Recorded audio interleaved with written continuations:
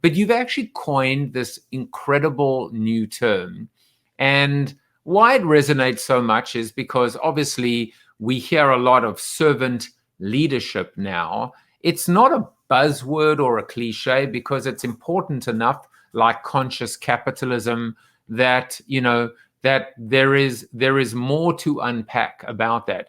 But you've gone ahead and now overlaid servant leadership and customer centricity. You've brought them together and you've coined this new term, servant authorship. So I would love for you to tell us a little bit about what this is and why you believe it is so important. Ultimately, it's a way of putting a handle on something that is familiar to people, the servant leadership. But it is ultimately the core of good writing is about serving your audience, right? And this gets back to our whole discussion of jargon, which if we get to it, but doesn't matter. Jargon is language that doesn't serve your audience, right? By definition, jargon is unfamiliar to your audience. The idea of servant authorship came to me as I was working on my latest book, Get the Word Out. And I took a lot of runs at it. I wasn't sure what the theme was. And then the pandemic came upon us and I thought, I really want to get this book out to serve the people who are going to find use from it. And I thought, wait, that's really the guiding thing for authors, for writers at every stage of the process. When we're planning what we're writing, when we're revising, when we're sharing the word and trying to connect it with people. It's never about us. It's always about the people that we're serving. And when we approach writing this way, it unlocks so many problems. It's like it's the key to solving all kinds of issues of how should I publish? What should I write about? Well, who are you serving and what's the difference you're trying to make for them? When you figure that out, all the pieces of the puzzles begin to come into place. So, you'll see a lot when you look around online about writing a book, and especially writing a business book. You see so much advice to write that fat business card and, get your rates up and get higher paid speaking gigs. And all of this follows. But I think if that is your main objective when you sit down to write, it's going to come through. The reader's going to sense that it's more self-serving.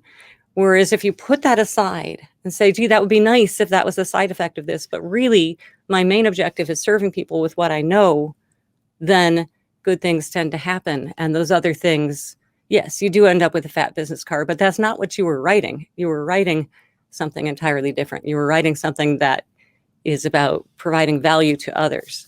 I want to test the tires on this for a second and play a little bit of devil's advocate. So first of all, let me ask the question and maybe state, in the red corner, right? Red versus blue, if this was a boxing match. But in the red corner is this premise that when you are not a servant author or not practicing servant authorship, you are in fact indulgent. There is an indulgence. So the word that just popped into my mind was indulgence.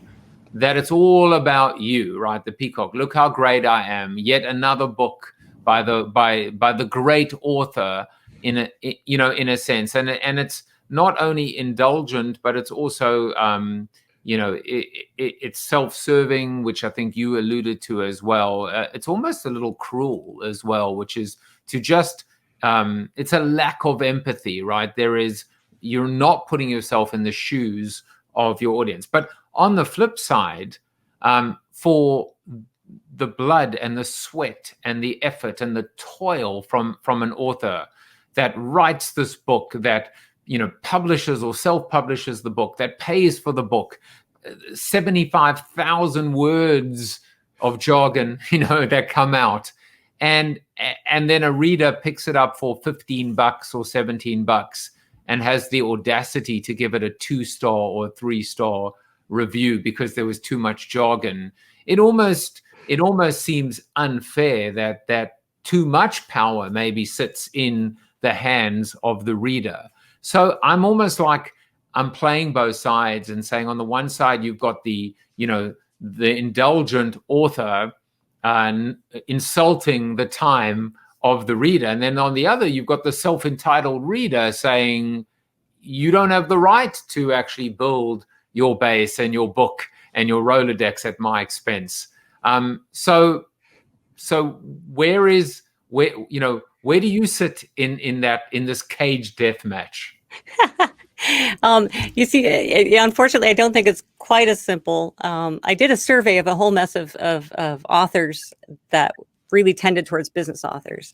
And I asked people about, their motivations for writing. And what happens is, as you know, Joseph, as you've written books, you don't just have the one motivation. Every now and then you will find a book where you're just like, wow, this person really was just writing to try to get clients. And that's really not worth my time. And, but we have a lot of motivations, right? We have multiples of them.